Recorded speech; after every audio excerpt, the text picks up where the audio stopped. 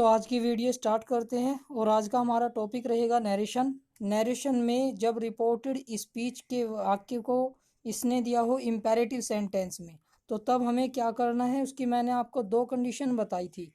First condition में था कि लेट आएगा और लेट के बाद कोई नाउन या प्रोनाउन का ऑब्जेक्टिव केस क्लियर, ये बताया था।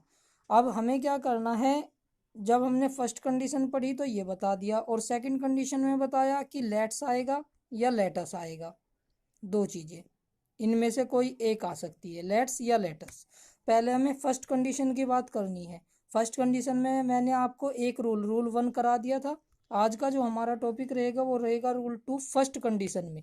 क्लियर, चलिए स्टार्ट करते हैं। रिपोर्टेड स्पीच में आए सर या मैडम जैसे शब्दों को हटा देते हैं तथा इनके स्थान पर रेस्पेक्टफुल्ली का प्रयोग एडवर्ब के रूप में कर देते हैं। यानी अगर रिपोर्टेड स्पीच में सर या मैडम जैसे शब्द आए हुए हैं तो उनके स्थान पर क्या करना है, रेस्पेक्टफुल्ली का प्रयोग करना है, उनको हटा देना है। बाकी नियम पहले जैसे रहेंगे। एग्जाम्पल देखिए, the student said to the principal, student ने प्रिंसिपल से कहा, please let me allow to enter exam hall sir. क्या कहा कि कृपया करके मुझे प्रवेश कर लेने दीजिए एग्जाम हॉल में श्रीमान, ये कहा। अब इसको जब हम ट्रांसलेट करेंगे इनडायरेक्ट में तो क्या करना पड़ेगा, द स्टूडेंट रिक्वेस्टेड, प्लीज आया हुआ है तो सेड टू के स्थान पर रिक्वेस्टेड आ जाएगा। Requested the principal respectfully to let, देखिए द प्रिंसिपल यानी जो ऑब्जेक्ट है और उस टू के बीच में कंजक्शन के बीच में एडवर्ब आएगी रेस्पेक्टफुल्ली, टू लेट हिम। बाकी नियम पहले जैसे रहेंगे। लेट के बाद मी है तो मी को चेंज कर देंगे रिपोर्टिंग वर्ब के सब्जेक्ट के अनुसार। To let him allow to enter exam hall. Clear, next देखिए, the stupid boy said to the women forgive me this time madam. तो क्या हो जाएगा, the stupid boy begged the women, प्रार्थना करेगा ना ये भी, begged the women respectfully to forgive him that time, this time का हो जाएगा दैट टाइम। क्लियर, चलिए सेकंड कंडीशन। सेकंड कंडीशन में क्या होता है, इसका रूल 1 रहेगा, सैड या सैड टू को प्रपोज्ड या सजेस्टेड में बदल देते हैं। देखिए करना क्या है कि सैड या सैड टू को प्रपोज्ड या सजेस्टेड में कब बदला जाएगा, केवल एक ही स्थिति में, जब रिपोर्टेड स्पीच में लेट्स या लेटस आया हो तब तो प्रपोज्ड या सजेस्टेड में बदला जाएगा, और जब लेट के बाद कोई नाउन या प्रोनाउन आया हो तो उस कंडीशन में भाव के अनुसार चलेंगे, जैसे मैं पीछे रूल में पढ़ाकर आया हूँ। चलिए फर्स्ट रूल हो गया। अब सेकंड रूल की बात करते हैं। जब रिपोर्टिंग वर्ब के सब्जेक्ट या ऑब्जेक्ट में कोई एक थर्ड पर्सन हो तो लेट्स या लेटस के स्थान पर तथा कोमा इन्वर्टेड कोमा के स्थान पर दैट दे शुड का प्रयोग करते हैं। यह आपको याद रखना है कि रिपोर्टिंग वर्ब में सब्जेक्ट या ऑब्जेक्ट में कोई एक थर्ड पर्सन होना चाहिए, केवल तब ही हम दैट दे शुड प्रयोग करेंगे। क्लियर, चलिए नेक्स्ट रूल।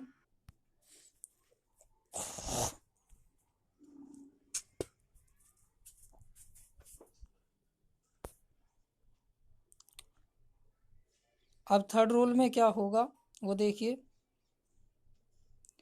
यदि रिपोर्टिंग वर्ब का सब्जेक्ट या ऑब्जेक्ट कोई भी थर्ड पर्सन न हो तो लेट्स या लेटस के स्थान पर तथा कोमा इन्वर्टेड कोमा के स्थान पर दैट वी शुड का प्रयोग करते हैं, that we should.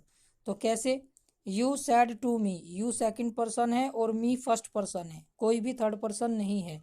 Late us harvest the crop as soon as possible, तो क्या हो जाएगा, you suggested me that we should harvest the crop as soon as possible. Next example, I said to you, तो said to you ये second person हो गया और I first person हो गया।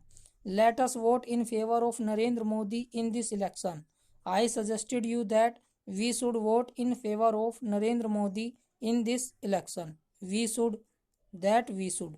क्लियर, चलिए इसके बाद एक नोट करके ये रूल लिखिए, बहुत इंपॉर्टेंट रूल है ये वाला, बहुत इंपॉर्टेंट है, बहुत ज़्यादा एग्जाम में आता है।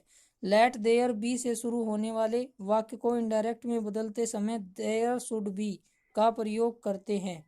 सैड या सैड टू के लिए एडवाइज्ड, विस्ड, अर्ज्ड एक्सेट्रा तथा कंजक्शन के रूप में दैट का प्रयोग किया जाता है। क्लियर, अब इसके एग्जाम्पल देता हूँ, इसको समझा देता हूँ। देखिए फर्स्ट एग्जाम्पल देखिए, he said let there be no inquiry into my case. तो क्या हो जाएगा, he urged that there should be no inquiry into his case. My को चेंज कर देंगे ही के अनुसार। Next example, he said let there be no talk about her. He advised that there should be, there be के स्थान पर there should be कर देना है। Clear, no talk about her. Next देखिए, he saint the saint said let there be peace everywhere. The saint wished, saint बोलते हैं सन्यासी को, इच्छा की that there should be peace everywhere. Clear, चलिए इसके बाद वो कैब की बात करते हैं। इसका स्क्रीनशॉट ले लीजिए, वीडियो को पॉज कीजिए, स्क्रीनशॉट ले लीजिए इसका। इसके बाद इसका स्क्रीनशॉट ले लीजिए, ये आपको लर्न करनी है। इसमें ये आपका जो टॉपिक था ये था जब रिपोर्टेड स्पीच में इम्पेरेटिव सेंटेंस दिया हो। आज की वीडियो में केवल इतना ही रखेंगे, इतना वर्क काफ़ी हो जाएगा लर्न करने के लिए भी और इस एक्सरसाइज को सोल्व करने के लिए भी।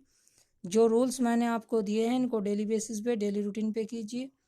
और अगर वीडियो आपको अच्छी लगती है तो इसे शेयर कीजिए, लाइक कीजिए, चैनल को सब्सक्राइब कीजिए और बेल आइकन ज़रूर प्रेस कीजिए ताकि आपको नेक्स्ट वीडियो का नोटिफिकेशन मिल जाए। Have a good day.